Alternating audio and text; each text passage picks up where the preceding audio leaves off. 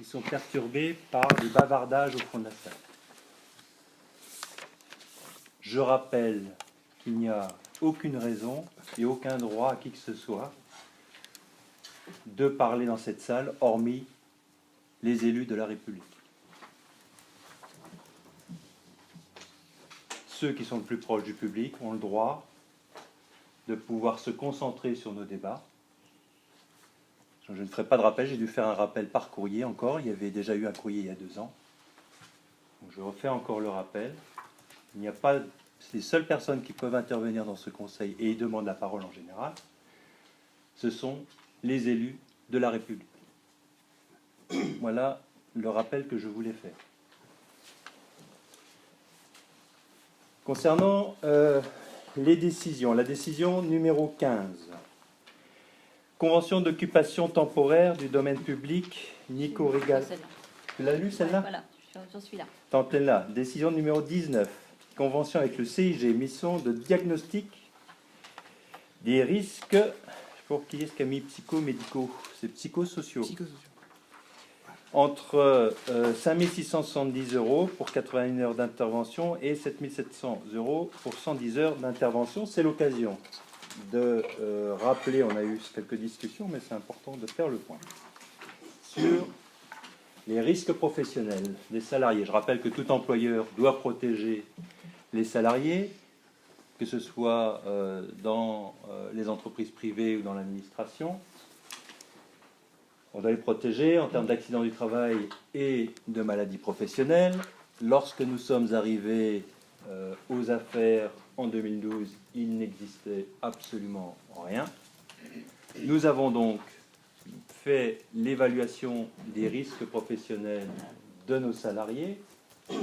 Nous avons fait cette évaluation, nous avons transcrit cette évaluation dans un document que l'on appelle le document unique des risques professionnels.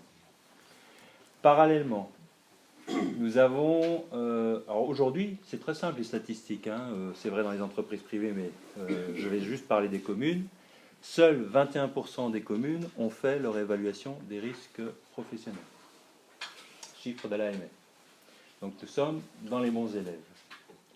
Parmi les collectivités qui ont fait l'évaluation des risques professionnels, certaines ont fait appel à un cabinet, ont mis en place le document unique et l'ont rangé dans un tiroir.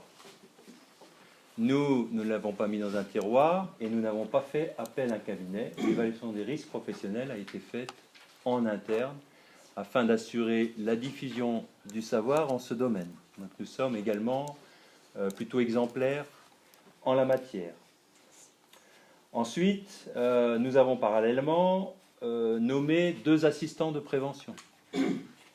Certaines des communes, j'espère la majorité des 21% qui ont fait l'évaluation des risques professionnels, ont nommé, pas toutes, ont nommé des assistants des assistants des risques professionnels, des assistants de prévention. Oui.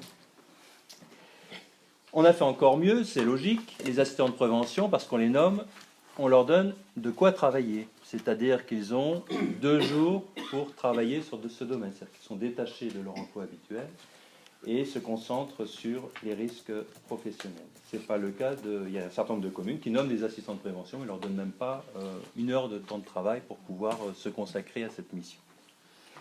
2 jours. Donc, nous, c'est 2 jours par mois. J'ai dit par semaine, par mois, pardon. Ah bon, par mois. 2 jours par mois. Ça, c'est la mise en place que nous avons faite depuis 2013. En 2013, qu'on a mis en place notre évaluation. On met bien évidemment à jour notre document unique tous les ans, toujours en interne. Depuis l'an dernier, on rajoute un étage à la fusée, c'est la mission ACFI. L'assistant chargé de la fonction d'inspection. Donc la fonction d'inspection, c'est plutôt quelqu'un de l'extérieur. On fait intervenir le CIG qui a un regard extérieur sur notre manière de faire et nous donne des conseils. L'année dernière, en octobre, ils sont intervenus au cinéma et au service technique. Donc c'est l'assistant de prévention qui prend en charge le rapport de l'ACFI et qui prend les mesures nécessaires Évidemment, tout ça s'est présenté en CHSCT très régulièrement. Il nous manque un aspect qui n'était pas encore couvert, et qui doit être couvert par l'évaluation des risques professionnels, c'est l'évaluation des risques psychosociaux. C'est l'objet de cette convention que nous avons signée avec le CIG, puisque en la matière, il n'est pas raisonnable de laisser les assistants de prévention interviewer leurs collègues. Il vaut mieux que ce soit quelqu'un de l'extérieur. Donc c'est pour ça que le CIG va intervenir au cours du premier semestre pour faire cette évaluation qui, je le rappelle, est aussi obligatoire. Nous rendrons un rapport avec un plan d'action et donc nous intégrerons ce plan d'action à notre plan de prévention des risques professionnels. Voilà un peu pour refaire le point sur ce sujet. Décision numéro 21, contrat pour le concert Covertramp le 6 octobre 2018 pour un montant de 5 800 € TTC. Décision numéro 23, tarif de l'emplacement pour le Salon du Livre organisé le 23 septembre 2018 au Colombier pour un montant de 20 € par table.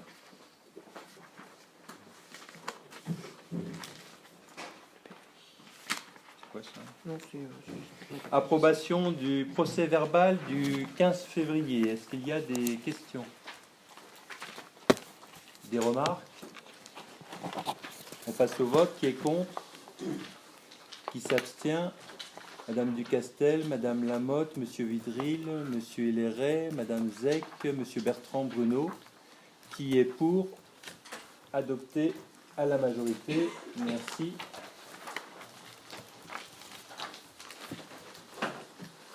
Note de synthèse numéro 1, décision modificative numéro 2 sur le budget de la commune. Je donne la parole à M. Dorof.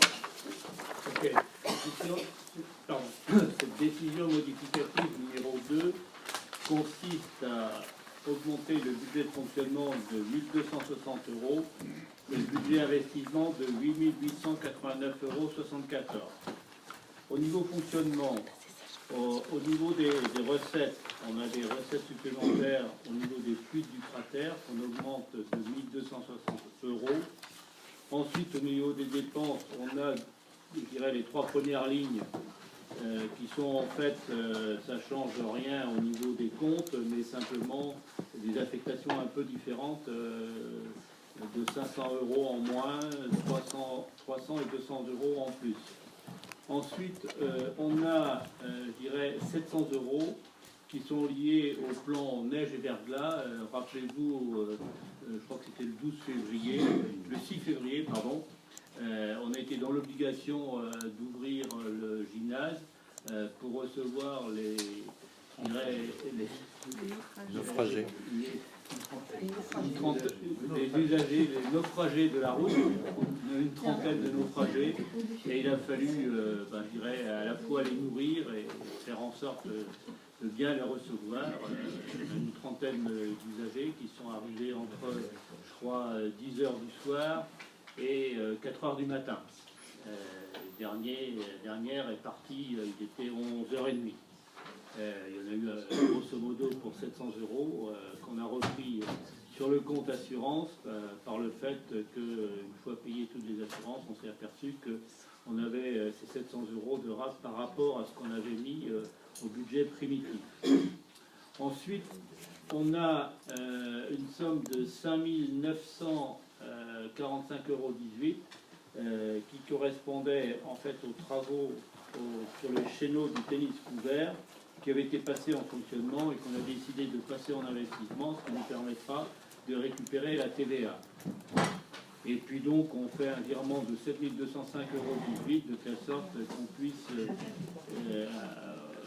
en investissement pour pouvoir financer ce qu'on a viré du compte fonctionnement. Donc le budget fonctionnement est équilibré à 1 260 €.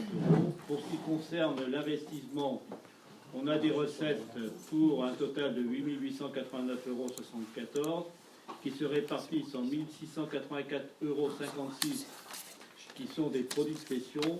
En réalité, ça concerne la vente du projecteur du cinéma. On a changé le projecteur il y a quelques temps et on a réussi à vendre l'ancien projecteur. Et puis je crois qu'il y a quelques autres vieux investissements qu'on a pu revendre pour une somme de 1 684,56 €. Et on a bien entendu ce qui est viré de la section du budget fonctionnement, 7 205,18 €. Tout cela sert à financer, je dirais, les travaux du chéneau dont j'ai parlé tout à l'heure pour 5 945,18 €. Et puis l'achat également d'un barnum pour animation pour 1 260 €. Et puis des dépenses imprévues qu'on a mis pour équilibrer pour 1 684,56 €. Le tout, donc, au niveau du budget investissement est équilibré à 8 889,74 €. Voilà. Des questions? Des questions? Des remarques? On passe au vote. Qui est contre? Qui s'abstient? Madame Ducastel, Madame Lamotte, Monsieur Vidry, Monsieur Hilleret, Madame Zec, Monsieur Bertrand Bruno. Qui est pour? Adopté à la majorité. Merci. Note de synthèse numéro 2, approbation de la convention de surveillance et d'intervention à conclure avec la SAFER. Je donne la parole à Madame Niemi. Alors, je ne vais pas vous lire la note de synthèse. Les SAFER, pour ceux, alors certains sont au courant, elles ont été créées en 1960. Aujourd'hui, elles jouent leur rôle sur notre territoire. Ce sont donc des sociétés anonymes sans but lucratif qui sont sous tutelle du ministère de l'Agriculture et des Finances, avec des missions d'intérêt général. Alors, créées en 1960, bien sûr, leurs missions d'intérêt général ont un petit peu évolué. On a eu la loi, je ne sais plus exactement comment elle s'appelle, la loi d'avenir, la loi de modernisation de l'agriculture, qui a fait évoluer leur mission. Et aujourd'hui, elles mettent en avant leur mission de protection de l'environnement, de dynamisation de l'agriculture. Elles ont leur rôle sur le territoire, donc cette convention ne va rien changer à ça. Aujourd'hui, elles ont un droit de préemption, c'est la loi qui leur accorde, un droit de préemption sur tout ce qui est terres naturelles, terres agricoles, terres non urbanisées, qu'elles font jouer d'ailleurs. Il y a des avis qui sont partagés sur les SAFER, certains critiquent, d'autres considèrent qu'elles jouent très bien leur rôle. Moi, je suis incapable de vous dire si c'est le cas ou pas. Toujours est-il que nous nous sommes rendus compte dans l'exercice de nos fonctions que certaines informations n'étaient pas, que nous aurions a priori dû connaître, n'étaient pas sur des préemptions, sur des rétrocessions, sur des appels à projets. Nous n'étions pas au courant et c'était sur des territoires de la commune, des territoires naturels de la commune. Donc c'est en fait dans cette optique que nous signons cette convention qui nous coûtera 900 € par an, donc ce n'est pas une somme extraordinaire, mais je ne sais pas s'il est normal qu'on n'ait pas accès à cette information sans signer la convention, ça je suis pas capable de dire. Les SAFER sont des organismes qui sont financés par de l'argent public, donc il me semble qu'il devrait y avoir une certaine transparence. Nous, ça nous a manqué sur certains dossiers, donc nous vous proposons de signer cette convention. Si on regarde, il y a notamment un article qui nous intéresse particulièrement. Dans l'article 1, on parle de transmission par la SAFER des informations relatives au projet de vente portant sur ces espaces, qui seront restitués à la collectivité de manière cartographique par le biais d'un site web. Les informations sont issues des déclarations d'intention d'aliéner adressées par la SAFER dans le cadre de la transparence du marché foncier rural et du droit de préemption de cette dernière est titulaire sur les espaces agricoles et naturels. Donc pas de souci, mais nous recherchons quand même dans certains cas un niveau de transparence de l'information parce que c'est notre territoire et on est en droit de savoir parfois ce qui se passe et le type d'appel à projet et les manières dont la SAFER sélectionne ces projets. Jusqu'à présent, on n'avait pas vraiment accès à ce type d'information. Pour le reste, il y a des choses qui sont tout à fait intéressantes. Les SAFER peuvent nous apporter un conseil d'ingénierie, pourquoi pas. On a aussi des préemptions dans le cadre de périmètres rapprochés de captage. Mais ce que je veux dire par là, c'est que tout cela, c'est prévu dans le cadre de la loi. Donc nous, on espère bénéficier d'un peu plus d'informations. Et voilà pourquoi nous vous proposons la signature de cette convention. Est-ce qu'il y a des questions? Oui, Michel. Pourquoi c'est un service payant? Elle a expliqué qu'elle savait pas. Je suis incapable de le dire. Je sais que nous, on n'a pas eu accès à l'information. Je peux pas. Je sais pas. Voilà. Je ne sais pas. Je ne sais pas. Ça nous a quand même manqué. On a trouvé. Alors, il y a des. Bon, les SAFER elles ont un rôle. Je pense que Mais il y a eu quand même des débats. Il y a eu des rapports de la Cour des comptes qui mettaient en compte un certain corporatisme, on va dire. On a aussi des agriculteurs qui se posent des questions. Justement, lorsqu'on a un vendeur, un acheteur, tout le monde est d'accord, ça se passe bien, la SAFER intervient, préempte, des rétrocessions. Il y a quand même... Bon, il y a eu des questions, il y a eu des questionnements. Moi, je ne suis pas dans ce milieu, je connais très mal le monde agricole, je l'avoue. Je ne connais pas de représentants au sein de la SAFER, donc je ne peux pas non plus critiquer comme ça. Je ne suis pas assez pointue sur le sujet pour pouvoir les critiquer, ou pas critiquer d'ailleurs. Mais ce que je sais, c'est qu'on a eu, sur certains sujets à Saint-Arnoux, des manques d'informations. Donc, et quand les communes justement demandent une convention, c'est pour ça qu'il faut que ce soit, par exemple, comme tu viens de dire, 900 € par mois. Par an. C'est 900 €, c'est en fonction du nombre d'habitants. Il y a un barème, le barème habituel de toutes les conventions. Hein. Je ne dis pas que c'est pas normal qu'on signe une convention. Moi, je connais. Non, moi, c'est pas la convention. Voilà, je me demandais comment était. Le barème, je crois qu'on l'a indiqué. Hein, il est proportionnel au nombre d'habitants, comme dans la grande majorité des cas. Donc là, c'est 900 €. C'est pas non plus une énorme somme. Hein. C'est pas signaler non plus là-dessus. Est-ce qu'il y a d'autres questions? On passe au vote. Oui, Lionel? Je voudrais connaître le pouvoir d'intervention des SAFER réels sur des projets. Ah, mais Parce que ces derniers temps, dans d'autres régions, des terres agricoles ont été vendues à des pays étrangers. Les SAFER n'étaient pas au courant ou n'ont pas eu le pouvoir d'intervenir. Pour la simple bonne raison que les vendeurs se mettent en société anonyme. oui. C'est ce que j'allais dire. Alors, Donc, c'est un des rôles qui est mis en avant par la SAFER, c'est de dire, nous, on empêche ce genre d'acquisition. Et aujourd'hui, mais je suis incapable de juger de l'efficacité des SAFER. Enfin, mais effectivement, c'est un des rôles. Nous, on l'a vu sur le territoire de Saint-Arnoux, où justement, parce que l'acheteur était une société immobilière, la SAFER a préempté. Bon, en même temps, on était sur des acheteurs. Enfin, parfois, ça. Je sais pas comment te répondre. Tu as raison. Autant la SAFER, c'est maîtriser les échanges, enfin les contrats de vente sur des terrains, autant les échanges de parts ou les achats de parts de société, là, elle est en difficulté. La SAFER peut préempter lorsque c'est une vente de particulier à particulier, il n'y a aucun problème. Par contre, lorsqu'on est dans le cadre de société, si jamais un propriétaire qui a par exemple 75% de la société qui vend, la SAFER ne peut pas intervenir.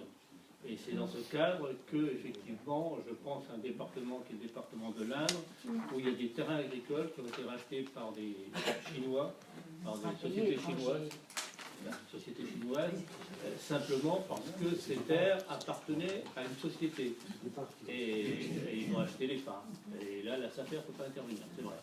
Alors, il semblerait qu'actuellement... Il y a eu la loi d'avenir quand même pour l'agriculture qui oui, semblait vouloir un petit peu...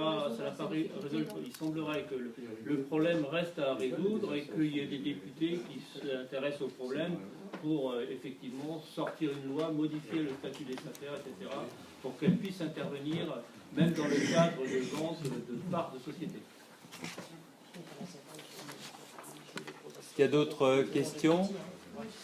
Oui. Juste une remarque, enfin pas une remarque, pour le vote je m'abstiendrai parce que je trouve que 900 € pour une société qui, soi-disant anonyme, qui vit avec les deniers de l'État, je trouve ça un peu excessif quand on voit que d'un autre côté, on le verra par la suite dans l'ordre du jour, on ne voit que 400 €, une association qui fait partie de l'avant-dernière, je crois, note de synthèse. Donc, la dernière. Je trouve ça un peu disproportionné. Et de ce fait, je m'abstiendrai. Je rejoins Gilles sur ce point et je rajouterais aussi que la SAFER a aussi tendance à privilégier les gros exploitants au détriment des jeunes qui s'installent ou d'une petite exploitation qui souhaiterait s'agrandir. Et c'est voilà, il y a une espèce d'opacité sur sur la Oui. distribution C'est des bien terres. Voilà. ce qu'on a dit. Et j'ai Néanmoins, l'impression qu'on se retrouve un petit peu pieds et poings liés avec cette convention et que Hein, c'est le comment nous contraire. créons C'est précédent. contraire. C'est contraire. Enfin, c'est contraire. Aujourd'hui, il y a un système d'appel à projet. Il faut que la SAFER achète le terrain. Il y a un système d'appel à projet qui, effectivement, peut aller vers un propriétaire exclusif. Là, on est aveugle. On est Et aveugle. le but de cette convention, c'est de nous ouvrir les yeux, de savoir ce qui se passe réellement. C'est peut-être pas De pouvoir normal de On va intervenir. ouvrir un petit peu 900 plus euros les yeux. pour C'est ça. mais C'est vraiment l'objectif de la voilà. convention. C'est peut-être pas normal de devoir payer 900 euros, mais aujourd'hui c'est le jeu, donc on le fait. Parce Enfin, on le qu'on propose. a de jeunes personnes qui voudraient s'installer, exploitants, agricoles ou élevage, en bio par exemple. Là, j'en ai eu 2 dans mon bureau, mais on n'a rien à proposer, quoi, hein. Et à chaque fois qu'il y a un terrain agricole vendu, on voit rien. On est incapable d'aider. Aujourd'hui, avec la convention, ce que j'espère, c'est qu'on ait plus d'informations, plus de visibilité et qu'on soit capable éventuellement d'appeler ces jeunes, peut-être en attente de terrain, pour leur signaler et les épauler. Hein, c'est ça le but Oui, de la le convention. but de la... C'est comme ça que je le vois. Oui, le but de Après la la... mécanique, on verra si ça marche. Et après, dans la mécanique, de ma vie, ça se passe pas vraiment comme ça. Enfin, je suis un peu... Enfin, en tout cas, Ils ont essayé ça d'ouvrir. fonctionne pas comme ça. Ils ont un petit peu essayé d'ouvrir le conseil d'administration, je ne sais quoi, de la SAFER. Ah, il y a des agriculteurs, certes, mais aussi à d'autres citoyens, entre guillemets. Donc je ne sais pas s'il y a moins de... s'il y a une plus grande transparence aujourd'hui. Je suis incapable de juger de l'efficacité ou soit des SAFER. Voilà. Je le dis honnêtement, mais il nous manquait de l'information, comme l'a dit monsieur. Par contre, la convention, nous, c'est tacite reconduction. Oui, c'est une reconduction tacite, mais on peut la résilier. Je crois qu'il fait un préavis de 2 mois, je crois. Autrement, c'est une reconduction tacite. Tu as un peu répondu à une autre question que je voulais poser justement sur la représentativité de la SAFER. Effectivement, dans beaucoup de SAFER, la représentativité, ce sont les syndicats agricoles. C'est ça. Le syndicat agricole. C'est vrai que c'est des gens à qui je fais très peu confiance sur la gestion de notre futur. Alors, et aujourd'hui, parce qu'il y a eu beaucoup de critiques, les SAFER mettent en avant justement ce rôle actif dans la défense de l'environnement, dans la dynamisation de l'agriculture, dans l'aide aux jeunes agriculteurs. Bon, il y a une part de... Oui, essentiellement une part de marketing là-dedans, mais moi je ne sais pas. On verra la mécanique, On hein, verra mais comment ça fonctionne et comment... je les ai rencontrés, parce que je suis allé voir, essayer de comprendre leur mécanique lors du salon des maires il y a 2 ou 3 ans. J'ai eu des discussions avec Terre de Liens aussi que j'avais appelé parce que j'avais ces jeunes exploitants qui étaient venus me voir. Il y a un travail ensemble normalement, hein, donc il faut, normalement la SAFER est censée aussi faciliter l'exploitation de terres en bio, etc. Mais bon, après la mécanique, ça dépend certainement des régions aussi, hein, et des départements. Il faut qu'on regarde ça. Est-ce qu'il y a d'autres remarques? On passe au vote. Qui est contre? Qui s'abstient? Madame Ducastel, Madame Lamotte, Monsieur Vidril, Monsieur Héléret, Madame Zec, Monsieur Bertrand Bonneau, Monsieur Jean-Michel Bruno, Aurore Collin, Marie-Françoise Pierriot et Giraveau. Et la Et Lionel Horry et Michel Bretagne. Qui est pour? Adopté à l'unanimité. Merci. Je redis, adopté à l'unanimité. C'est valable. Les abstentions, on ne peut pas vous dire si c'est du contre ou de contre. Je le fais exprès pour que vous compreniez que quand il n'y a pas de contre, c'est un vote à l'unanimité. Je l'ai fait exprès. C'est de l'éducation. Petit à petit, on diffuse des messages comme ça. Dans le cadre de la formation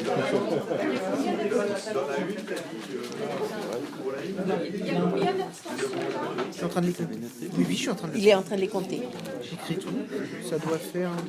Monsieur le secrétaire, vous avez eu le temps de noter? Vous pouvez nous dire le nombre d'abstentions?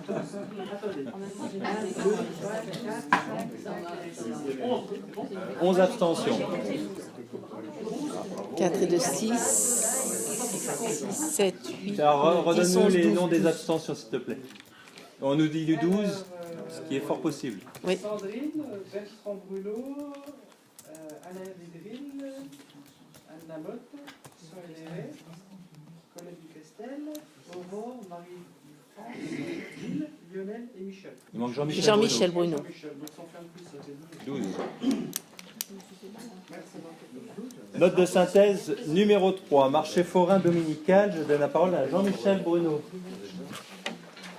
Le conseil municipal est informé que la délégation de service public relative à l'exploitation du marché forain dominical, conclue avec la société L'équipe de Mme Giraud, au 27 boulevard de la République et Bré-Gargan, a été conclue pour une durée de 25 ans du 1er avril 1993 au 31 mars 2018. La commune est en phase de réflexion quant à l'évolution de ce marché dominical situé avenue Griveaux, tant en ce qui concerne son mode de gestion, gestion directe ou déléguée, que ses modalités de fonctionnement, jour de marché, choix de l'implantation du marché, et compte tenu du projet, notamment de revitalisation du centre-ville, qui permettrait éventuellement une localisation différente.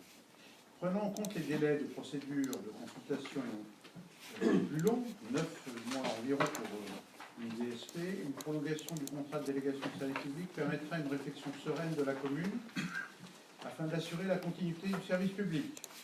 C'est pourquoi il est proposé de prolonger ce contrat d'1 an, soit au 31 mars 2019. En effet, l'article 36 du décret du 1er février 2016 relatif au contrat de concession énumère 6 cas dans lesquels la personne publique peut modifier une DSP en cours, et notamment lorsque l'avenant est inférieur au seuil européen de publicité de 5 millions d'euros, 5 225 000, et à 10% du montant du contrat de concession initial. La prolongation d'1 an proposée répond à ces exigences car 10% du contrat, pour la durée, s'entend, 10% ça fait 300 mois, le contrat permettrait de prolonger la concession de 30 mois au maximum. Voilà, nous ne retenons que 12 mois. Il est donc proposé au conseil municipal de décider de prolonger d'1 an la délégation de service public relative à l'exploitation du marché forain dominical conçu avec la société des filles de la Giraud, dont nous avons rencontré déjà à une reprise au moins les représentants et prochainement une deuxième réunion pour avoir l'ensemble des éléments et notamment des comptes, d'approuver les termes de l'avenant afférent figurant en pièce jointe et d'autoriser M. le maire à signer le avenant. Cette proposition a été approuvée à l'unanimité par la commission des finances en date du 12 mars 2018. L'annexe, alors dans l'annexe, c'était le contrat d'exploitation du marché public, c'est l'avenant numéro 1, celui qui permet la prolongation d'1 an de cette DSP. Vous êtes priés d'en délibérer. Est-ce qu'il y a des questions, des remarques? On passe le vote. Qui est contre? Qui s'abstient? Qui est pour? Adopté. Merci. Note de synthèse numéro 4, cession de la parcelle cadastrée section AL numéro 99. Je donne la parole à Madame Nimi. Le conseil est informé que la société Yveline Fibre, située à Montrouge, a sollicité la commune pour qu'elle lui cède une bande de terrain nue située rue du Docteur Raymond sur la parcelle cadastrée AL numéro 99 d'une contenance totale de 168 m². Donc c'est une parcelle qui se situe en haut de la rue du Docteur Raymond, avant la barrière quand on vient du centre-ville. En effet, le propriétaire souhaite acquérir ce terrain afin d'y implanter un nœud de raccordement optique permettant de desservir les communes avoisinantes en fibre optique. Donc, c'est pas pour nous, hein, on est juste super sympa. C'est pour les villages avoisinants. Pour rappel, ce terrain appartient à la commune et est vide de toute occupation. C'est une raquette de retournement pour le ramassage des ordures ménagères, en tout cas pour n'importe quel camion, mais en particulier les ordures ménagères depuis la pose de la barrière rue du Docteur Raymond. D'accord. Oui, dans le cadre du plan de circulation, la raquette de retournement n'a plus lieu d'être. Alors, effectivement, à terme, on a prévu d'enlever la barrière, pas tout de suite. Donc la cession, c'est pour cela qu'il est indiqué que la cession ne pourra intervenir avant la mise en double sens de la partie de la rue du Docteur Raymond actuellement barriérée. On a prévu un passage du système dans ce secteur qui va voir aussi peut-être une solution marche arrière. Donc il est possible que sans même enlever la barrière, le camion de poubelle puisse passer. Le service des domaines a estimé la valeur vénale de ce terrain à 3 000 €. On est donc dans la capacité de le vendre avec une marge de négociation de 10%. et les négociations ont abouti à une proposition de cession arrêtée à 3 000 €. Il est donc proposé au Conseil d'accepter la cession à la société Yvelines Fibre de cette parcelle AL numéro 99 d'une superficie de 168 m², qui est la propriété de la commune, pour un montant de 3 000 € et d'autoriser Monsieur le maire à signer tous les documents à intervenir dans le cadre de cette cession. Cette proposition a été approuvée à l'unanimité par la Commission des finances du 12 mars 2018. Et donc vous avez un plan, vous avez l'avis des domaines, vous avez un plan qui vous situe la raquette. Et je crois que c'est... Est-ce qu'il y a des questions, Lionel? Ouais, je voudrais savoir pourquoi la commune ne profiterait pas de l'installation de cet équipement dans la fibre. Là aujourd'hui on ne peut pas, parce qu'aujourd'hui on est Orange, hein, comme chacun sait. Donc c'est Orange qui a seul le droit d'installer la fibre sur notre secteur, qui est considéré comme un secteur relativement dense pour être intéressant pour Orange. Les villages avoisinants étant moins d'habitants, etc., étant moins intéressants, c'est effectivement le Yvelines Numérique, donc une agence du département qui va s'occuper de fibrer ce territoire avec l'intermédiaire de ce sous-traitant. Donc aujourd'hui, non. Orange nous a dit intervenir, on a un engagement d'Orange pour 2020, c'est cela, écrit pour une fois. Avant, on était sur des paroles. Là, aujourd'hui, Orange s'est engagé au plus tard en 2020 à nous fournir la fibre. Donc voilà tout ce que je peux dire. Maintenant, on fait ça pour les villages avoisinants. Si jamais, pour X raison, moi techniquement je suis incapable de dire, mais si jamais pour X raison le deal avec Orange ne se faisait pas, est-ce qu'on aurait un petit moyen de se replier dessus? Je n'en sais rien. Mais c'est possible. C'est en lien avec la politique nationale, hein, c'est la SERP qui travaille là-dessus. Donc on fait partie de la zone AMI. AMI appelle à manifestation d'intérêt. Donc c'est bien Orange qui déploie la fibre optique sur les 15 premières communes de l'intercommunalité de Penn et Forêt d'Yvelines à l'époque. Donc on en fait partie. Voilà. Proposition déploiement en 2020. Les retours qu'on peut avoir d'autres communes, c'est que c'est pas toujours évident. Le déploiement, il est d'abord Orange a une stratégie commerciale, c'est-à-dire que pendant un moment ils étaient en train de déployer plutôt le nord du département à la limite du 95 parce que SFR s'y déployait et donc pour on va dire contredire leurs concurrents d'un point de vue commercial, ils préféraient déployer là-bas, donc ça a pris du retard dans le sud d'Yvelines, ça c'est un cas qui peut se produire. D'autres maires m'ont signalé, de plus grandes communes, hein, m'ont signalé le fait aussi que pour déployer, ils déployaient une partie de la commune et puis ce qui était moins intéressant, ça attendait un peu, quoi. Et donc ça crée des difficultés puisqu'il y a des habitants qui ne comprennent pas que certains quartiers sont fibrés et pas d'autres. Donc il y a vraiment des choses un peu curieuses qui se passent et qu'il faut suivre. Moi, je fais partie de la commission numérique de l'AMF, c'est pour ça que je suis ça. Mais pour l'instant, on ne peut rien faire. On ne peut pas s'y connecter. Évidemment, c'est une possibilité pour nous et pour d'autres communes d'indiquer à Orange que s'ils ne font pas le déploiement, on pourra passer par le département et par Yvelines Numérique, puisque c'est une émanation du département. Hein. Voilà. Mais pour l'instant, je ne peux pas t'en dire plus. L'engagement d'Orange, c'est 2020, c'est une date facile. Normalement, ils sont censés terminer le déploiement en 2020. Oh non, c'est décembre, 31 décembre, toujours. Les villages concernés, c'est des villages qui font partie de notre interco? Oui, ce sont des villages qui font partie de notre interco. Le point, c'est que il déploie un NRO à Ably, un autre à Bonnel, mais du fait des distances, ils sont incapables de servir ceux qui sont limitrophes à nous. Donc, ils ont besoin d'un autre point d'appui au milieu, et c'est la raison de ce NRO à Saint-Arnaud. C'est-à-dire ça va être pour Longvilliers, pour Pont-Évrard, Rochefort peut-être. Celui d'Ably, voilà. Celui de Bonnel, c'est aussi Yvelines. Oui, tout à fait. Oui. Donc, en fait, si je comprends bien, il y a quand même 2 traitements qui sont faits sur notre territoire. Ah, il y a 2 traitements. Toute la zone ancienne Capi, par exemple, c'est hors AMI, donc ça dépend du département. Manifestement, Bonnel aussi parlait de y avoir, ça doit dépendre du département. C'est la zone à partir de nous jusqu'à Rambouillet de l'autre côté, Gazeran, Saint-Hilarion, qui sont en zone AMI. Je t'ai dit 15 communes, donc on est 33 communes, donc tout le monde n'est pas en zone AMI. J'ai une question là-bas ou non? Il n'y avait pas. Oui, M. Vidry. Une petite remarque au deuxième paragraphe, vous écrivez le propriétaire souhaite acquérir. Le propriétaire, pardon? Le propriétaire souhaite acquérir. Oui. Ah oui, effectivement.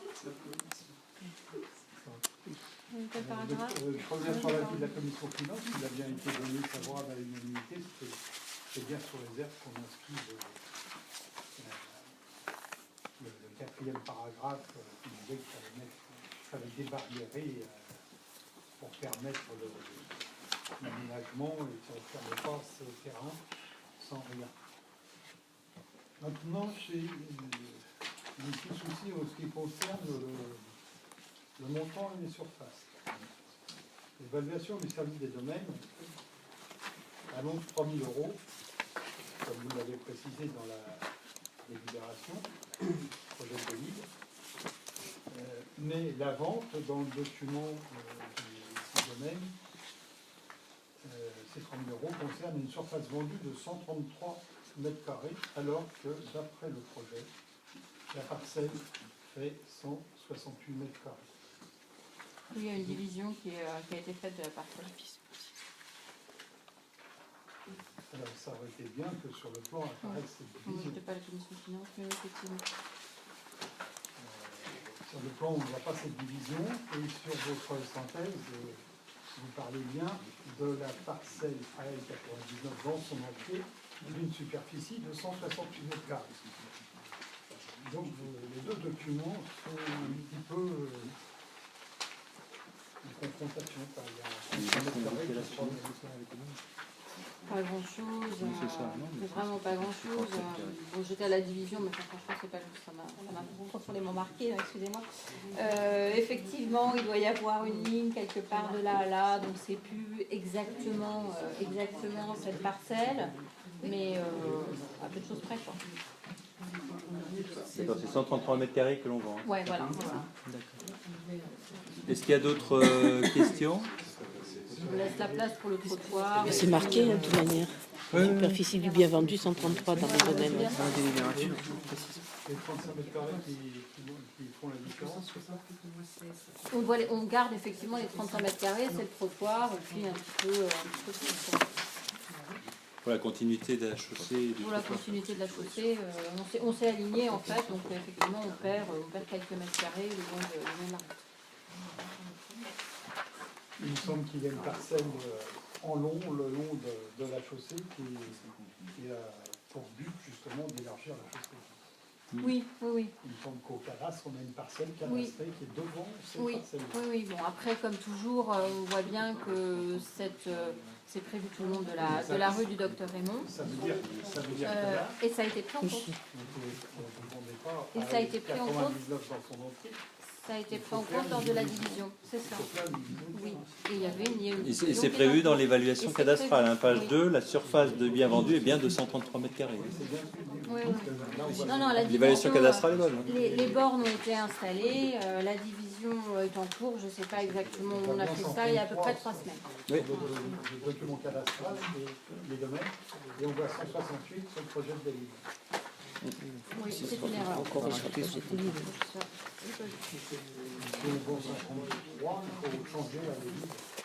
Décide de 133 mètres carrés. Donc, Oui. on modifie 168 par 133 mètres carrés.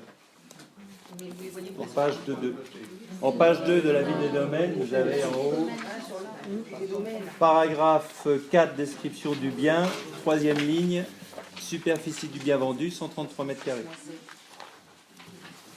Je crois qu'il faut mettre 133 mètres carrés dans... Oui, c'est ce qu'on vient de Dans la dire. délib. C'est bon, c'est Est-ce qu'il y fait. a d'autres questions? Oui, Lionel. Quelqu'un à lanterne. Donc on a une partie du réseau qui va être déployée par Yveline Fibre, une autre partie qui va être déployée par Orange. Au niveau de l'exploitation, il y aura combien d'opérateurs? Alors, il y a une partie du réseau sera déployée en totalité par un opérateur sur certaines communes, et sur d'autres communes, ce sera un autre opérateur. Chez nous, ce sera Orange, sur la totalité de la commune, ou la totalité des 15 communes qui sont en zone AMI. Derrière, on a le choix des opérateurs. C'est-à-dire que c'est un déploiement à la fibre. Je rappelle, ou je le dis pour si ça n'avait pas encore été dit, que ce déploiement, c'est en principe un remplacement du cuivre par de la fibre. Il n'y a pas de creusement de tranchées. Donc c'est pas des opérations très lourdes, en tout cas pas très visibles des habitants. Mais de toute façon, derrière, chacun a le choix de son opérateur. C'est-à-dire voilà. Donc il y a un seul opérateur physique. Et on a le choix de l'abonnement chez l'opérateur que l'on veut. Après, c'est des accords entre opérateurs. Je suis d'accord, mais après, sur l'exploitation, parce que bon, toi, tu vas prendre ton abonnement, ok, tu vas payer ton opérateur, mais pour avoir accès au réseau. Il y aura des travaux.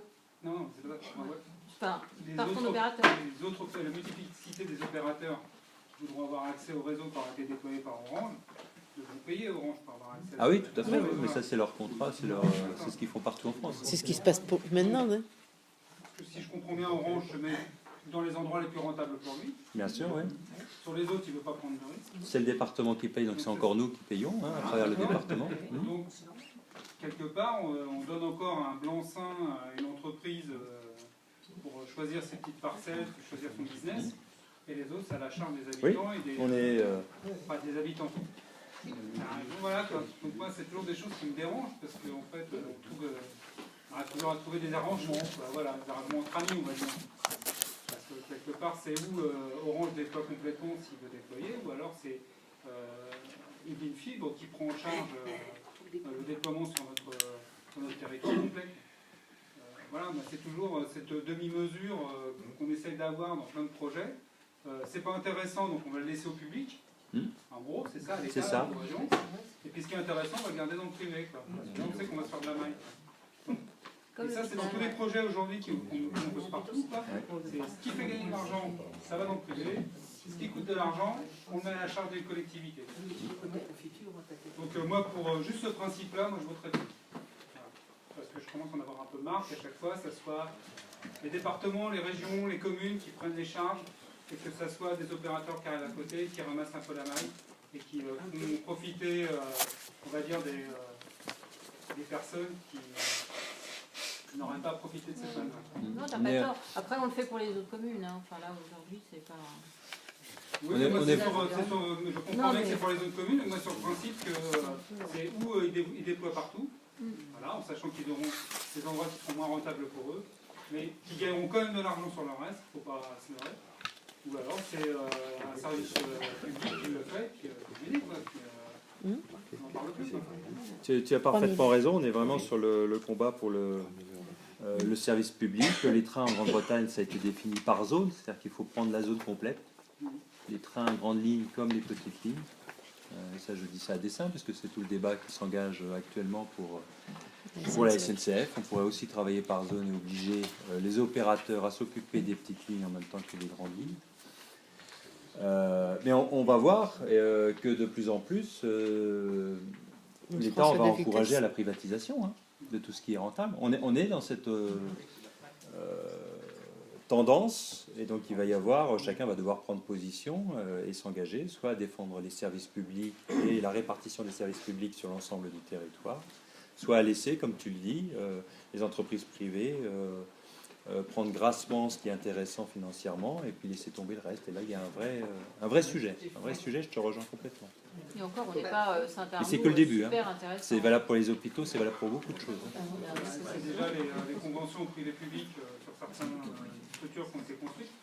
Au final, il n'a pas fallu attendre longtemps pour savoir que ça nous coûterait un bras, les collectivités un bras, et que ceux qui louent les bâtiments, qui effectivement ont construit tout ça, qui louent après derrière avec des loyers faramineux, eux s'en sortiront largement vainqueurs. Voilà, c'est le choix de société. Est-ce qu'il y a d'autres remarques? On passe au vote. Qui est contre? Lionel Horry, Aurore Collin. Qui s'abstient? Pierre Couble, je suis fatigué, Janine Cohen, Marie-France Périou, Gilles Raveau, Catherine Rogowski, quel est le deuxième nom, Catherine? Alice Trividi, Stéphane Salvari, Michel Bretagne. Pas d'autres abstentions? Qui est pour adopter à la majorité cette fois-ci? Ils vont souffler dans les villages environnants. Non, non,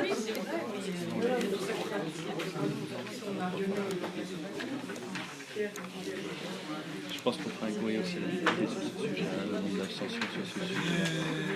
Oui. Je vais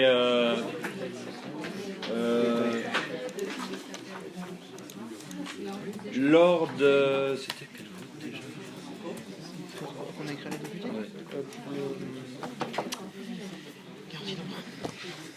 Oui. Vous vous rappelez que au dernier conseil ou celui d'avant, pour les garanties d'emploi, on avait eu aussi un fort nombre d'abstentions.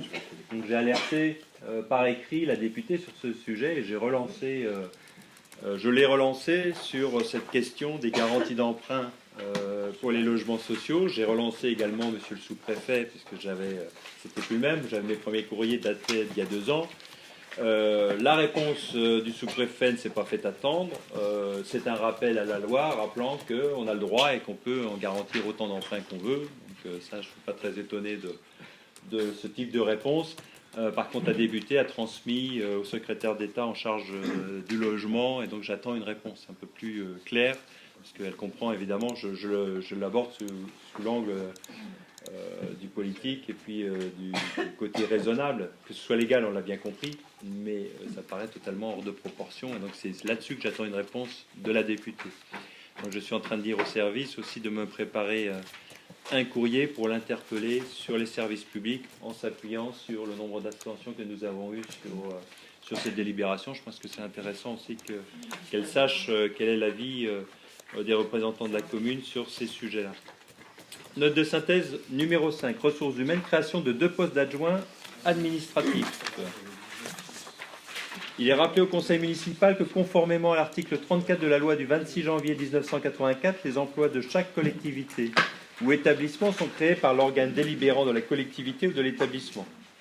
Il appartient donc au conseil municipal de fixer l'effectif des emplois à temps complet et non complet nécessaires au fonctionnement des services, même lorsqu'il s'agit de modifier le tableau des effectifs pour permettre des avancements de grade.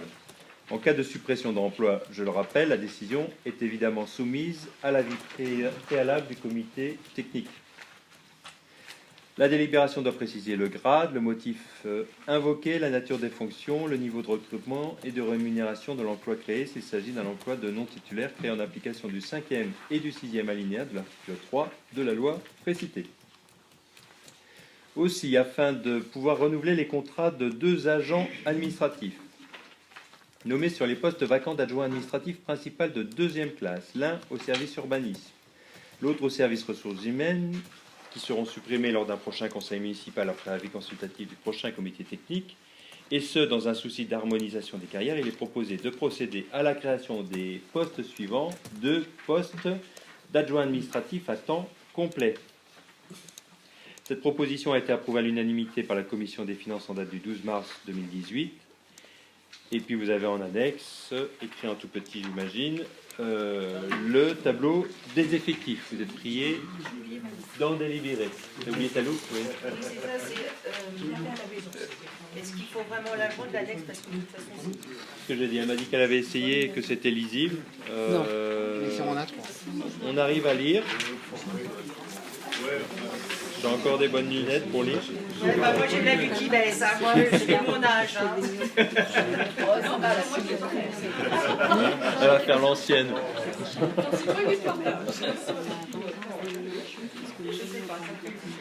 Est-ce qu'il y a des questions? Des remarques? On passe au vote. Qui est contre? Qui s'abstient? Qui est pour? Adopté à l'unanimité. Merci.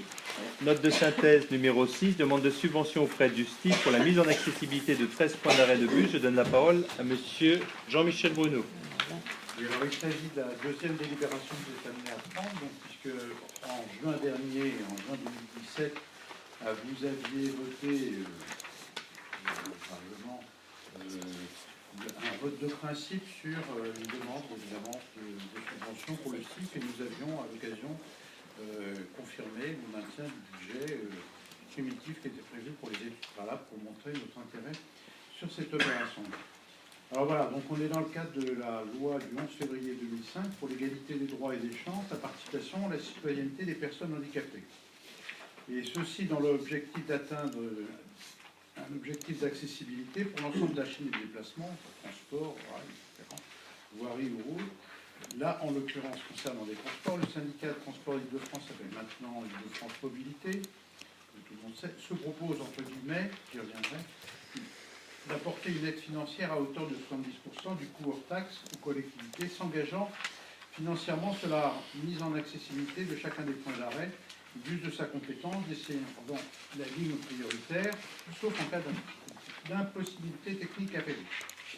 Je rajoute quand même, donc c'est pour ça que le Bulot se propose conjointement avec l'État, puisqu'en fait le financement des 70% est cofinancé à la fois par la région Île-de-France et par l'État, dans le cadre de l'ADAP version transport, et donc qui est programmé depuis 2015, et pour lequel chaque année une révision est organisée dans le premier trimestre de l'année pour les lignes inscrites en priorité.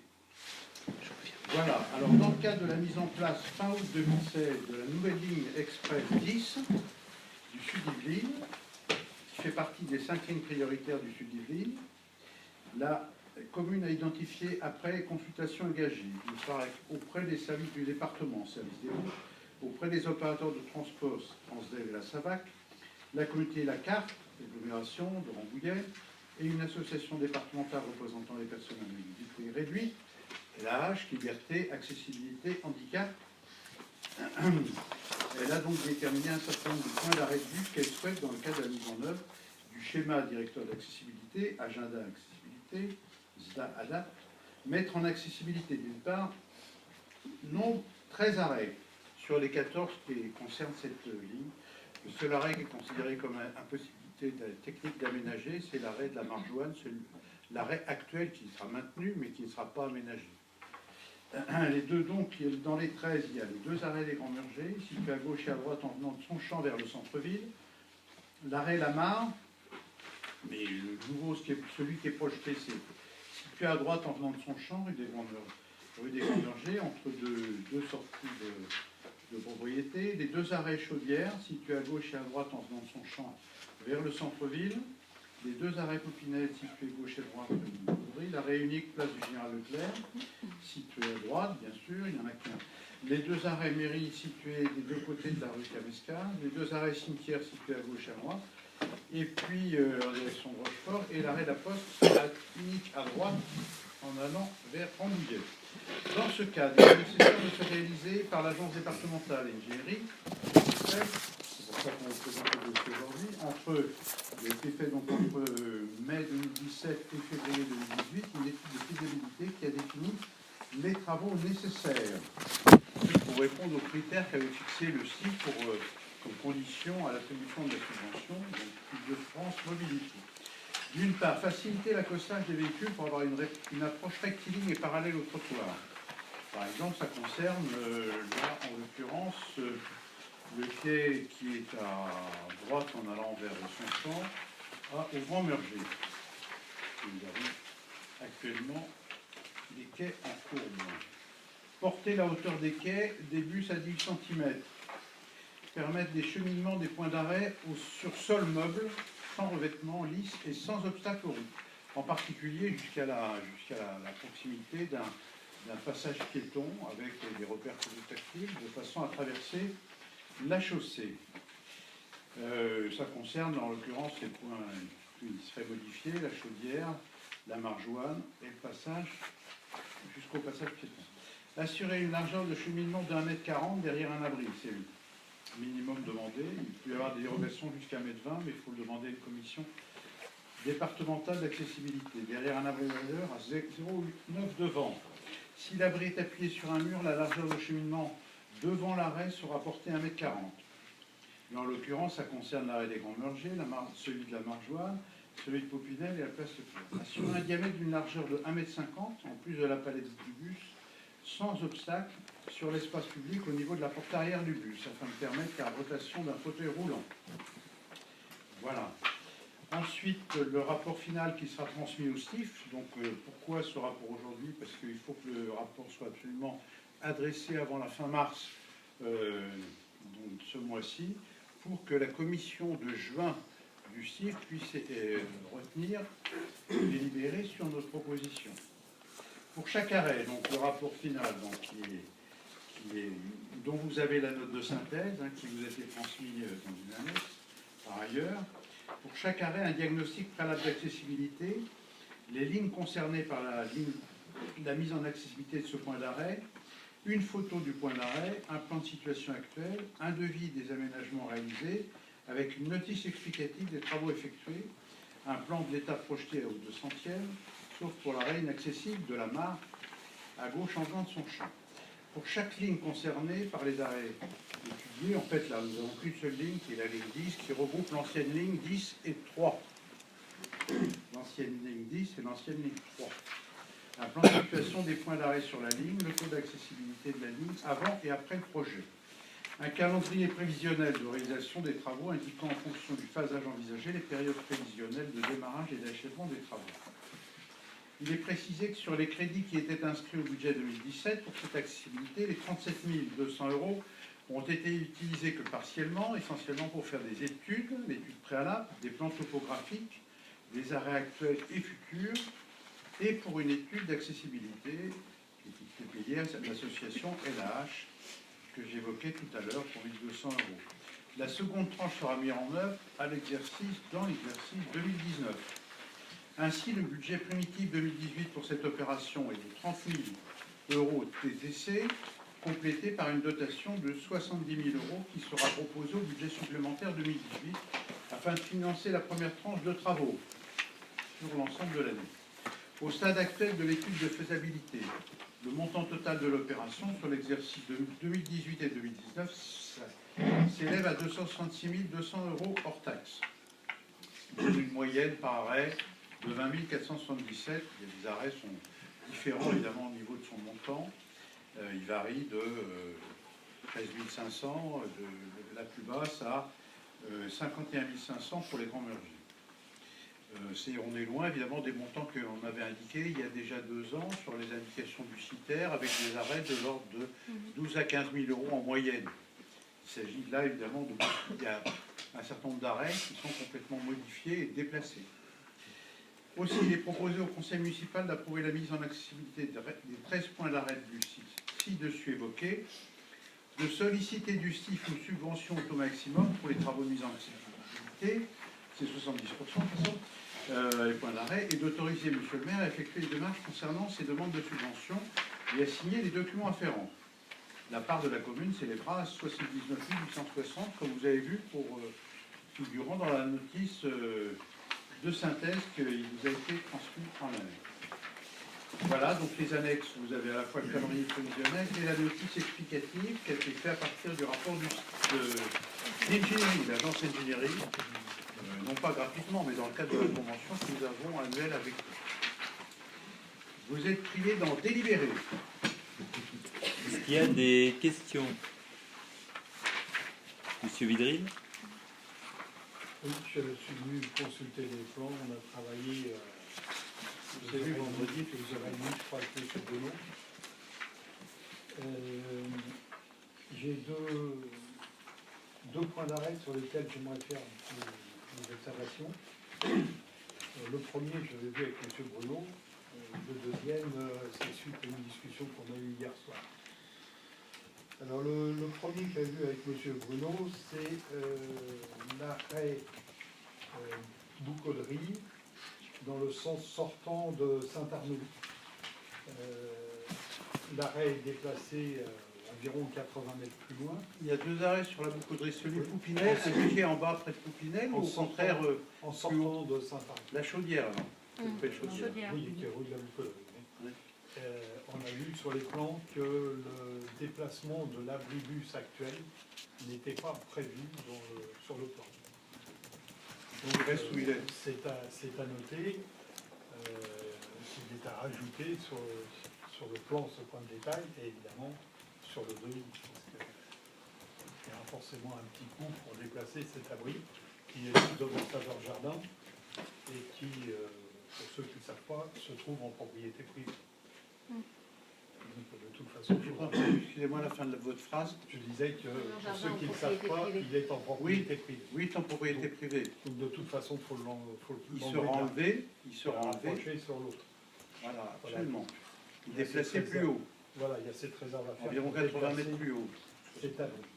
Ensuite, hier soir, on s'est vu, on a parlé, et j'ai appris qu'une personne de la CASA était venue nous voir.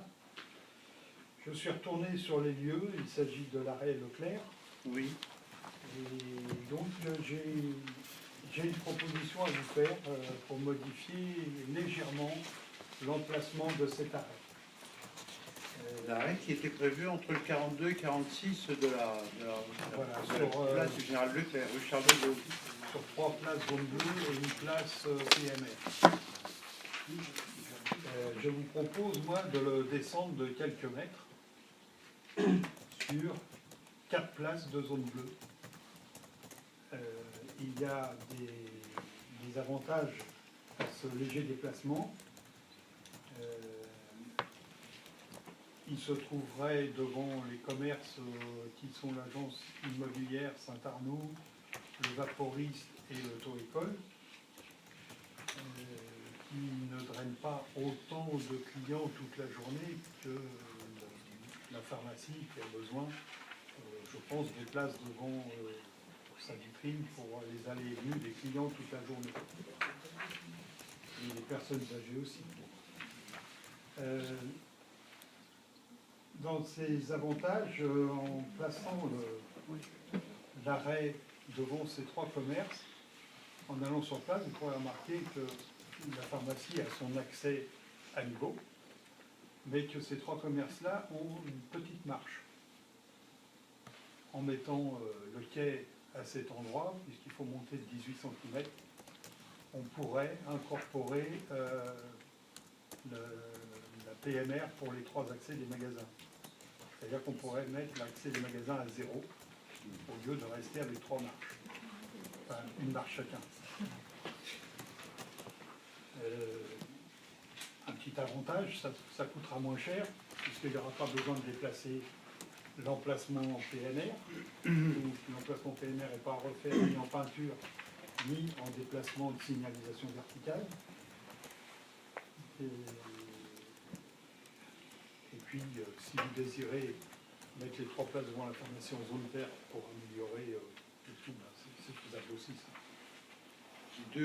On n'en avait pas parlé dans le détail, mais a priori, votre suggestion mérite un examen sur place, parce qu'il y a deux questions qui viennent tout de suite à l'esprit. C'est d'une part la pente. Vous savez qu'à la fois, on est contraint, j'en ai pas parlé tout à l'heure, à la fois par une pente du trottoir lui-même, mais aussi une pente longitudinale. Donc on est tenu par la pente, et la pente revient dès qu'on descend un petit peu. Donc on est sur le plat quand on est au milieu de la place Leclerc.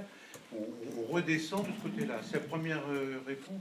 La deuxième, c'est qu'il y a quand même un rayon de braquage, entre guillemets, pour la rue Griveaux. Donc il faut tourner à cet endroit-là. Et quand on est, je veux dire, à la fin derrière, au niveau de peut-être de l'agence de l'auto-école, c'est ça peut-être, de l'agence immobilière. Il se trouve que juste derrière, vous savez qu'il va y avoir une distance entre le passage piéton et l'arrière du bus de 10 mètres. Je ne suis pas sûr qu'on ait les 10 mètres. Deuxièmement, le rayon de braquage, lorsque le bus sera garé à droite, en montant, est-ce que ceux qui descendent de la rue Griveaux pour prendre la place du Général Leclerc pourront virer sans trop de problème? Deuxièmement, c'est le passage piéton et c'est la pente longitudinale. Voilà les 3 réflexions a priori qui me viennent. Pour le rayon de braquage en venant de la rue Griveaux, je ne pense pas qu'il y ait de problème, puisque cette voie a été aménagée à double sens avant et qu'elle n'a pas été modifiée dans ses largeurs. À mon avis, il n'y a aucun problème, même sans aller voir sur place. Avant, ça circulait dans les 2 sens, donc il n'y a pas de raison que dans le rayon de braquage, on ne puisse pas passer à côté. À l'arrière, en dessous de l'agence immobilière, il y a une porte cochère Ouais. Je ne sais pas s'il y en a pas de... Je ne sais pas s'il y a 10 mètres par rapport au... Il y a 2 portes cochères et le passage piéton, il est en face de Il la est vrai première porte. qu'on a un passage, on a 2 passages piétons, un avant et un après la rue Grévaux. C'est vrai que... Enfin, écoutez, on va regarder. Vous savez que plus généralement... À savoir aussi qu'on entrera en zone 30, dans le passage piéton. Non, on n'entrera pas en zone 30, on est déjà en zone 30. Juste comme ça, pour info. On y est déjà. Moi, je dis, on passera parce que pour moi, on n'est pas... On est en zone 30 parce qu'on a mis les panneaux, mais c'est pas une vraie zone 30. On n'a pas tout qui est cohérent. J'ai oublié de rappeler qu'il s'agit là d'un document qui fait des propositions qui sont soumises à la commission du STIF. Il y a un examen préalable à la commission qui se tient au mois de juin. Ils ont besoin, j'imagine, de 2-3 mois pour le voir avant, dans le détail, y compris de se déplacer sur place et de dire si tel ou tel arrêt doit être modifié à la marge ou plus fondamentalement. Cela dit, ça va permettre de demander à l'ingénierie, au cabinet d'ingénierie, quand même de regarder ça. On ira voir sur place si on peut répondre aux conditions, parce qu'elles sont quand même draconiennes, ces conditions-là.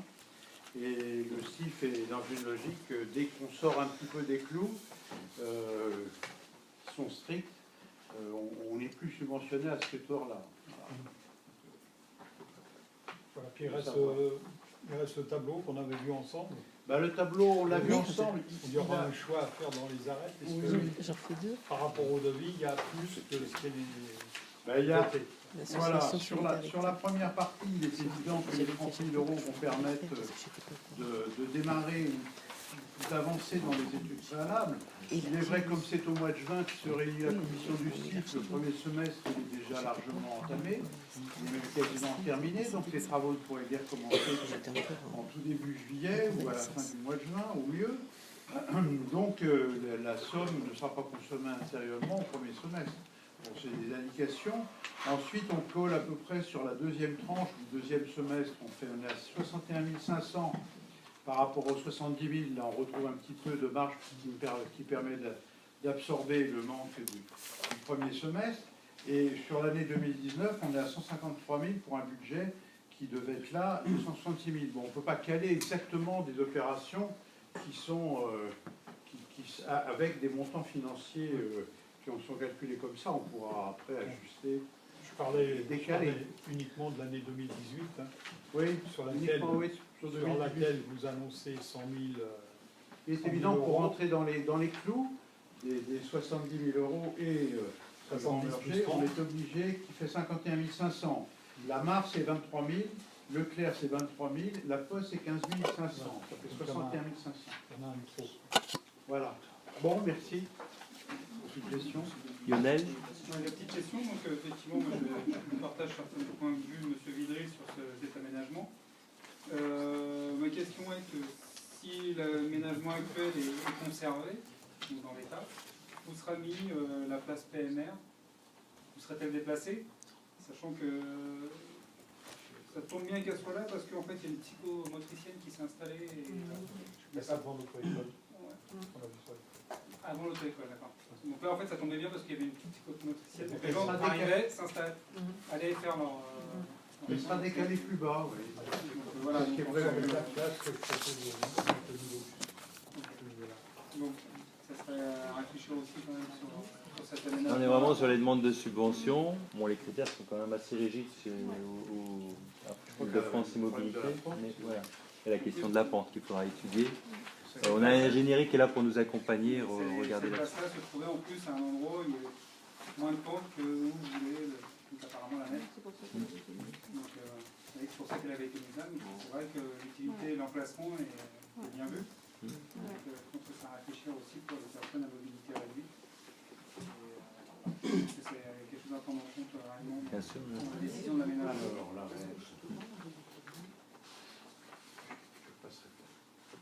C'est bon? Il y a d'autres questions, d'autres remarques? On passe au vote. Qui est contre? Qui s'abstient? Qui est pour? Adopté. Merci. Note de synthèse numéro 3. Attribution d'une subvention exceptionnelle à l'association Solidarité. 7. d'une subvention exceptionnelle, c'est marqué en plus, hein, mais Association Solidarité Accompagnement des Migrants, l'ASSAM. Je donne la parole à Madame Poincelin. Le conseil municipal est informé du projet mené par l'association Solidarité Accompagnement des Migrants située à Bonnel. Cette association a pour objet l'enseignement du français aux migrants hébergés au monastère des Orantes, transformé en centre d'hébergement d'urgence, et l'organisation d'activités culturelles et sportives destinées à favoriser leur intégration dans notre société. Elle réunit 80 adhérents habitant dans une vingtaine de villes situées dans un rayon de 50 km autour de Bonnel. En 2016, l'association a donné 4200 heures de cours et a formé 140 apprenants. Ces derniers ont suivi 16 600 heures de cours, l'enseignement se faisant en petits groupes le plus généralement. En 2017, elle a donné 3 980 heures de cours, auxquelles s'ajoutent 510 heures consacrées à la réalisation ou l'accompagnement des activités culturelles et sportives, soit un total de 4 490 heures. Elle a formé 200 apprenants. Ces derniers ont suivi 12 000 heures de cours. L'organisation des activités proposées par la SAM nécessite les moyens financiers que le montant des cotisations versées par les bénévoles ne suffit pas à couvrir. Ainsi, les dépenses 2017 représentent 5 822,22 €. Les adhérents de la SAM participent au financement de l'association sur la base d'une cotisation fixée depuis la création à 10 € minimum. Par ailleurs, une subvention est versée par les mairies de Bonnel, La Celle-les-Bordes, Cernay-la-Ville, Saint-Aubin et Vaugrigneuses pour un montant total de 1 400 €. Compte tenu de l'intérêt des actions menées par cette association pour favoriser le bien vivre ensemble par l'intégration des migrants hébergés à Bonnel, il est proposé au conseil municipal d'attribuer une subvention exceptionnelle de 400 €. Cette proposition a été approuvée par la commission des finances du 12 mars 2018 à la majorité. Vous êtes priés d'en délibérer. Est-ce qu'il y a des questions? Monsieur Vidry? C'est pas une question, c'est une observation. Nous estimons que la venue des migrants est une décision de l'État et que l'État doit assumer les charges de ces décisions. En plus, pas plus tard que cet après-midi, sur la chaîne publique Sénat, ces problèmes étaient abordés. Et j'ai appris par la chaîne publique que c'était les professeurs de l'éducation nationale qui venaient. Et donc, voilà, nous sommes contre rajouter de l'argent, alors que l'État se désengage et c'est pas aux communes de remplacer l'État, parce que ça va arriver dans beaucoup d'autres choses. D'ailleurs, je crois que c'est en train d'arriver à la communauté de Rambouillet Territoire avec le projet national 10. Voilà, donc c'est les collectivités locales qui financent à la place de l'État ce que doit faire l'État. Évidemment, sur la RLI, ça sera beaucoup plus important, mais voilà, on met le doigt dans l'engrenage. Donc, nous voterons contre. Est-ce qu'il y a d'autres remarques? Questions? On passe au vote. Qui est contre? Madame Ducastel, Madame Labotte, Monsieur Vidry, Monsieur Hileret, Madame Zec, Monsieur Bertrand Bruno. Qui s'abstient? Qui est pour? Adopté à la majorité. Merci. Attribution d'une subvention exceptionnelle, association Espace-Temps. Je donne la parole à Madame Poincelin. Le conseil municipal est informé des difficultés financières rencontrées par l'association Espace-Temps qui dispense des cours d'art plastique aux adultes et enfants.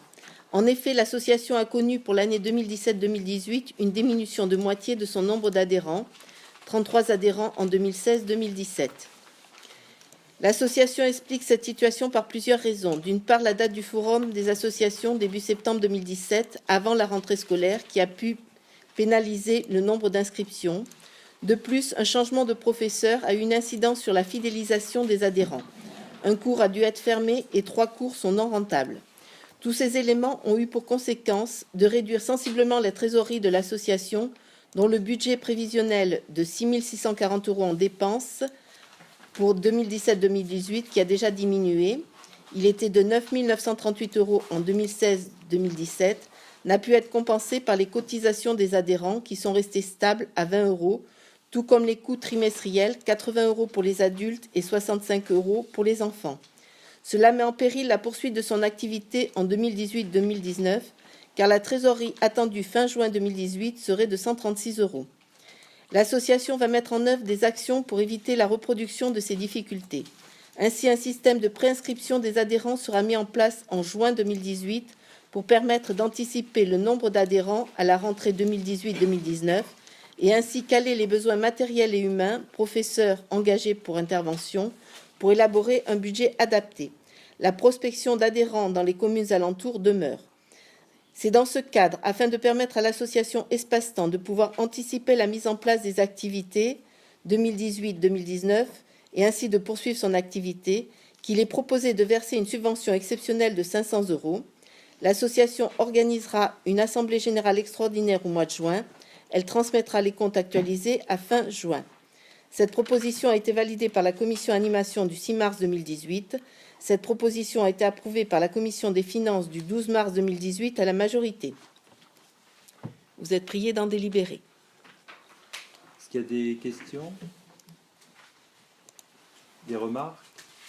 C'est une subvention exceptionnelle, mais les problèmes de trésorerie, enfin, des soucis d'anticipation, de budget prévisionnel, etc., c'est une subvention exceptionnelle qui sera redemandée tous les ans, puisque je ne vois pas comment, vu l'écart, la prospective n'a pas été super réussie et je me demandais dans quelle mesure l'Assemblée générale au mois de juin allait changer. Au mois de juin, ils ne pourront pas faire. C'est au mois de septembre, octobre, après le forum, qu'on verra si ils ont réussi à sauver l'association. Ce que j'alerte un petit peu comme ça, c'est les contrats pour la reprise, on va dire en septembre-octobre des activités, ils seront faits.